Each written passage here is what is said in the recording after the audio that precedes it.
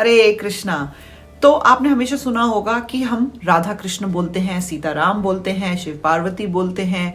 हरे कृष्ण में भी जो हरे है वो है श्रीमती राधा रानी, क्योंकि हरा वर्ड का मतलब होता है श्रीमती राधा रानी भक्त, तो इसलिए हम हरे कृष्ण बोलते हैं, मतलब राधा कृष्ण। अब राधा रानी का नाम हमेशा कृष्ण से पहले क्यों आता है? क्यों भगवान की शक्ति को ज्यादा महत्व दिया जाता है भगवान से, शक्तिमान से भी ज्यादा? क्योंकि बिना राधा रानी को प्रसन्न करे हम भगवान तक नहीं पहुंच सकते, हम कृष्ण तक नहीं पहुंच सकते। बहुत बार ऐसा होता है कि हम देखते हैं राधा रानी के बारे में भक्तों को कुछ पता ही नहीं है, वो सिर्फ कृष्ण के ही गुणगान गाते हैं, लेकिन वो कृष्ण को नहीं पाएंगे। कृष्ण की कृपा को प्राप्त करने में थोड़े डीले हो सकते हैं, लेकिन जो भक्त राधा रानी के श्री चरणों का सहारा लेते हैं, जो भक्त राधा रानी के इंस्ट्रक्शंस को फॉलो करते हुए, उनकी सेवा करते हुए, उनके आदेश अनुसार कृष्ण की भक्ति करते हैं, वो बहुत ही आसानी से कृष्ण की कृपा प्राप्त कर पाते हैं। क्योंकि भगवान कृष्ण के सबसे करीब है श्रीमती राधा रानी। राधा और कृष्ण में कोई अंतर ही नहीं, बस राधा रानी जो है वो कृष्ण का फीमेल रूप है, और कृष्ण जैसे कि हमें पिता के जैसे प्यार करते हैं और राधा रानी हमारे लिए माँ है। तो आप हमेशा देखेंगे घर में भी जब पेरेंट्स में बहुत बार ऐसा ही होता है, राइट? जो माँ है उनका दिल बहुत ही ज्यादा कोमल होता है। जब बच्चा कोई गलती करता है, जैसे ही पिता डांटने लगता है या सजा देने लगता है, माँ बच्चे को अपने आंचल में छुपा लेती है और कहती है कि नहीं नहीं, ये अगली बार नहीं करेगा, इस बार माफ कर दो। तो माँ हमेशा बच्चे का साइड लेती है और उसे पिता की डांट से बचा लेती है, सजा से बचा लेती है। उसी तरह से हमारी इटर्नल मदर श्रीमती राधा रानी हमेशा हमारी प्रोटेक्शन करने के लिए और हमें रास्ता दिखाने के लिए तैयार है, लेकिन हमें उनके श्री चरणों का सहारा लेना पड़ेगा, तभी हम कृष्ण की कृपा पा सकेंगे। क्योंकि वही हैं जो कृष्ण को प्रेम कैसे करना है हमें सिखा सकती हैं, कृष्ण की सेवा कैसे करनी है हमें संपूर्ण तरह से सिखा सकती हैं। तो बड़े से बड़े शुद्ध भक्त भी श्रीमती राधा रानी की सेवा करके ही कृष्ण की कृपा प्राप्त करते हैं। तो श्रील प्रभुपाद जी ने हमेशा हमको यही सिखाया है कि राधा रानी के थ्रू हम कृष्ण तक पहुंचेंगे। राधा रानी की सेवा जब हम करेंगे तब हम कृष्ण को आसानी से इन आंखों से देख पाएंगे, उनकी प्रेजेंस फील कर पाएंगे। लेकिन अगर हम राधा रानी को अलग करके कृष्ण के पीछे भागेंगे तो हमें बहुत समय लगेगा, फिर भी कोई गारंटी नहीं है कि हम कृष्ण की कृपा प्राप्त कर पाए या नहीं। क्योंकि हमें भक्ति उससे सीखनी है जो एक्सपर्ट है, सेवा उससे सीखनी है जो उसमें एक्सपर्ट है, और प्रेम अगर हम कृष्ण को करना चाहते हैं तो हमें उनसे सीखना होगा जो वो करने में एक्सपर्ट हैं, जिन उनसे बढ़कर प्रेम किसी ने कृष्ण को नहीं किया। श्रीमती राधा रानी, उनसे बढ़कर सेवा आज तक कोई कृष्ण की नहीं कर पाया। तो सबसे बढ़कर जो डिवोटी हैं, जो भक्त हैं, जो प्रेम करने वाले हैं भगवान कृष्ण को, वो है श्रीमती राधा रानी। तो जब हम राधा रानी की शरण लेंगे, आराम से हम कृष्ण तक पहुंच सकते हैं। राधा रानी के श्री चरणों की सेवा करके हम कृष्ण की कृपा प्राप्त कर सकते हैं। अब इसी सानिध्य में एक बहुत सुंदर स्टोरी है, एक पास टाइम है, एक लीला है। एक बार क्या होता है, एक आचार्य होते हैं, श्रीनिवास आचार्य, और वो बहुत सुंदर कथा करते हैं। तो वो हरि नाम की कथा कर रहे होते हैं, भगवान का गुणगान कर रहे होते हैं।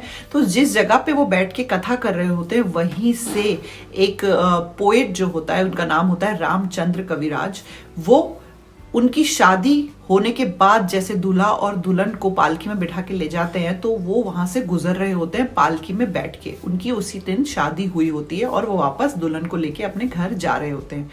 तो रास्ते में जाते हुए जो पूरे बारात जा रही है, जो उस जगह से वो गुजरते हैं जहाँ पे कथा हो रही होती है। तो श्रीनिवास आचार्य पूछते हैं, अच्छा ये कौन है?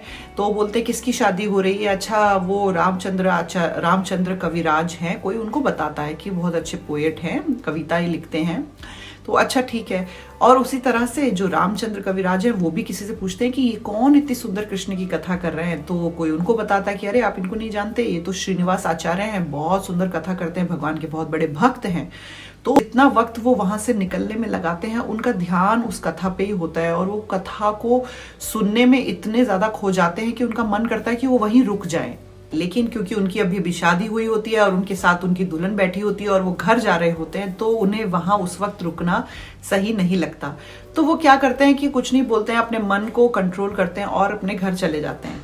अब घर जाने के बाद उनके मन में इतनी उत्सुकता होती है उनसे श्रीनिवास आचार्य से मिलने के लिए, उनसे कथा सुनने के लिए, उनसे दीक्षा लेने के लिए, उनको अपना गुरु बनाने की उत्कंठा उनके मन में उत्पन्न होती है, क्योंकि इतनी सुंदर कृष्ण कथा उन्होंने कभी नहीं सुनी थी जो सीधा उनको कृष्ण से कनेक्ट कर दिया। तो वो रोक नहीं पाते हैं अपने आप को। घर पहुंचते ही वो क्या करते हैं, घर छोड़ के चले जाते हैं श्रीनिवास आचार्य के पास। किसी के घर में इतनी रात को जाना अच्छा नहीं लगता, इसलिए वो क्या करते हैं, रात को किसी ब्राह्मण के घर रुक जाते हैं और सुबह श्रीनिवास आचार्य के घर जाते हैं। तो दरवाजा खोलते हैं, देखते हैं अच्छा आप कौन, अच्छा आप तो वही हैं जिनकी कल शादी हुई थी, आप यहाँ कैसे? तो वो बताते हैं कि मैं आपकी कथा सुन के इतना ज्यादा कनेक्ट हो गया कृष्ण से कि मेरा मन किया कि मैं आपसे दीक्षा लूं, जितना जल्दी हो सके उतना जल्दी, और आपको गुरु बनाऊं ताकि मैं आपसे भगवान के बारे में जान सकूं, आपकी सेवा कर सकूं। मैं अपने आप को रोक नहीं पाया, तो मैं घर से भाग के आ गया। तो उन्होंने उनकी उत्कंठा देख के, उनका इंक्विजिटिवनेस देख के, भगवान के बारे में जानने की जो इच्छा थी वो देख के उनको दीक्षा दे दी। तो दीक्षा लेने के बाद 1 महीना बीत जाता है। वो वहीं रह के कविराज, जो रामचंद्र कविराज होते हैं, वो अपने गुरु श्रीनिवास आचार्य की सेवा करते रहते हैं और उनको वहां पे बहुत ही आनंद आता है। थोड़े टाइम के बाद जो श्रीनिवास आचार्य की जो वाइफ है वो उनको याद दिलाती हैं कि अरे इनकी अभी अभी शादी हुई थी, 1 महीने से ये यहीं पे हैं, आपकी सेवा कर रहे हैं, इनको इनके घर जाना चाहिए, इनकी पत्नी इनका वेट कर रही होगी। तो जो श्रीनिवास आचार्य होते हैं, जो गुरुदेव होते हैं, वो कहते हैं हाँ हाँ बिल्कुल सही बात है, तुम जाओ अपने घर जाओ, अपनी पत्नी के साथ थोड़ा समय रहो, फिर बाद में तुम दोनों आओ, सेवा करो, कोई बात नहीं, लेकिन अभी तुम अपने घर जाओ। तो वो जो रामचंद्र कविराज होते हैं अपने गुरु की आज्ञा मान के वापस घर चले जाते हैं। तो उनकी बीवी उनको देख के बहुत खुश हो जाती है कि अरे वाह, पत्नी कहती है इतने दिनों के बाद मेरे पति आखिरकार घर आ गए। तो वो रात वो अपने घर पे बिताते हैं। तो पूरी रात वो अपनी वाइफ को, अपनी पत्नी को यही बताते रहते हैं कि आज मेरे गुरु के साथ ये किया था, उस दिन मैंने अपने गुरु जी की ये बात सुनी, आज मैंने अपने गुरु की ऐसे सेवा करी, मैंने अपने गुरु जी का ये इंस्ट्रक्शंस फॉलो की, उनकी मेरे गुरु ऐसे हैं, मेरे गुरु ऐसे हैं। पूरी रात अपने गुरु की ही गाथा, लीलाएं और उनके बारे में बातें करते करते वो रात निकाल देते हैं। और पूरी रात जब बीत जाती है, सुबह होती है, तो उनकी वाइफ कहती है कि आप वापस अपने गुरु के पास चले जाइए, क्योंकि मैं देख सकती हूँ कि आप अपने गुरु से कितना प्रेम करते हैं और उनके विरह को आप बर्दाश्त नहीं कर पा रहे हैं। पूरी रात आप उन्हीं के बारे में बात कर रहे थे, तो आप कृपया करके वापस अपने गुरु के पास जाइए, उनकी सेवा करिए, आपको वहीं आनंद मिलता है। तो आपकी खुशी में ही मेरी खुशी है, मैं बिल्कुल भी आपसे नाराज नहीं होंगी, आप वहां जा सकते हैं। तो वो जो कविराज होते हैं, रामचंद्र कविराज, बहुत खुश हो जाते हैं और अपने पत्नी को धन्यवाद कह के वापस अपने गुरु के पास चले जाते हैं। तो दरवाजा खोलते हैं सुबह सुबह, गुरुदेव देखते हैं अरे वापस ये आ गए। तो वो कहते हैं कि अब तुम वापस कैसे आ गए इतनी जल्दी, कल तो हमने तुमको भेजा। तो बोलते नहीं नहीं, मैं अपनी पत्नी से परमिशन लेके आया हूँ, वो खुश है, उन्होंने कहा अपने गुरु की सेवा करो, आपके गुरु खुश, आप खुश तो मैं खुश। तो बोलते हैं चलो अच्छा आओ।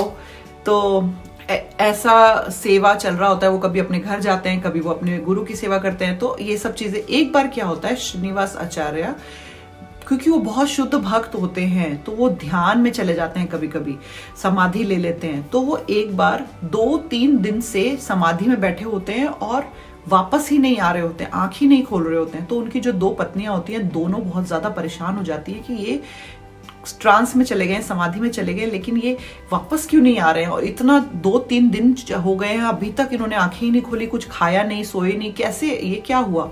तो बहुत ज्यादा परेशान हो जाती हैं। तो मन से, क्योंकि जो रामचंद्र कविराज होते हैं उनके बहुत ही क्लोज होते हैं श्रीनिवास आचार्य के, तो बहुत से क्लोज शिष्यों में से एक होते हैं। तो वो जैसे ही रामचंद्र कविराज को याद करती हैं तो वो उस वक्त वहां प्रकट हो जाते हैं। उनको पता एक कनेक्शन होता है और उसी वक्त वो वहां पे आ जाते हैं। और रामचंद्र कविराज कहते हैं क्या हो गया गुरु माता, आपने मुझे याद किया। तो बताती है कि देखिए तुम्हारे गुरुदेव हैं, 3-4 दिन हो गए, इन्होंने ना खाया है ना कुछ के, ये ऐसे ही बैठे हैं और हमने रुई लगाया इनके नाक के आगे, तो सांस तो ये ले रहे हैं लेकिन बहुत हल्की हल्की। तो क्या हो रहा है, क्या सिचुएशन है, तुम पता लगाओ, ये कहाँ अटक गए हैं, कहाँ हैं ये, समाधि में है। तो जो रामचंद्र कविराज होते हैं वो भी क्योंकि उनके गुरु ने उनको सारी सिद्धियां प्रदान करी होती हैं, तो वो भी आंखें बंद करते हैं, समाधि में जाते हैं और उनको पता होता है उनके गुरु कहाँ गए होंगे, गोलोक वृंदावन धाम। तो वैसे ही वो भी अपना शरीर वहां रख के अपनी आत्मा से गोलोक वृंदावन धाम चले जाते हैं। वहां जाके वो देखते हैं बहुत ही सुंदर सीन कि कृष्ण है, राधा रानी है, गोपियां हैं, ललिता विशाखा, बहुत सारी गोपियां सब मिलके ढूंढ रहे हैं। कुछ क्या ढूंढ रहे हैं उनको समझ में नहीं आता। दूर देखते हैं उनके गुरुदेव भी होते हैं, वो भी कुछ ढूंढ रहे होते हैं, कोई झाड़ियों में, कोई पानी में। कृष्ण भी ढूंढ रहे हैं, राधा रानी भी ढूंढ रही है, सब कोई ढूंढ रहे हैं। बहुत सारे लोग सब कुछ ढूंढ रहे हैं, बहुत सारे भक्त, बहुत सारी गोपियां, बहुत सारे ग्वाले, सब कुछ ढूंढ रहे हैं।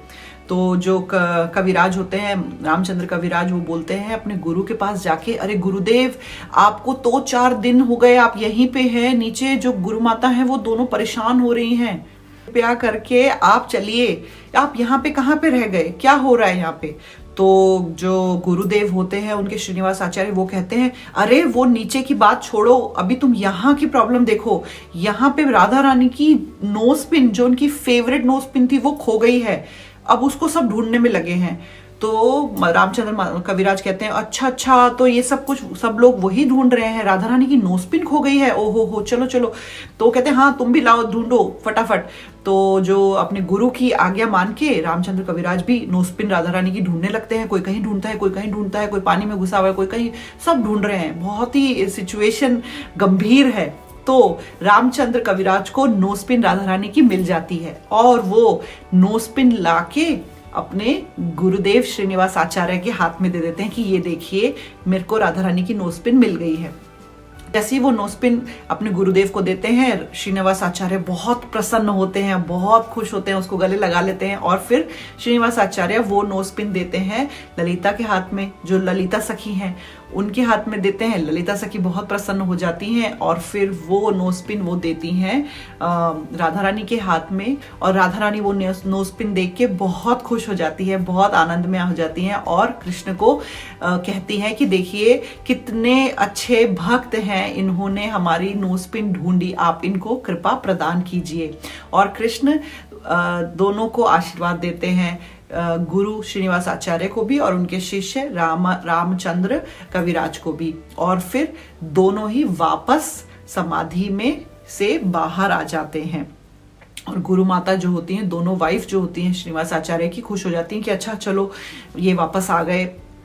तो इस कहानी से हमें क्या शिक्षा मिलती है?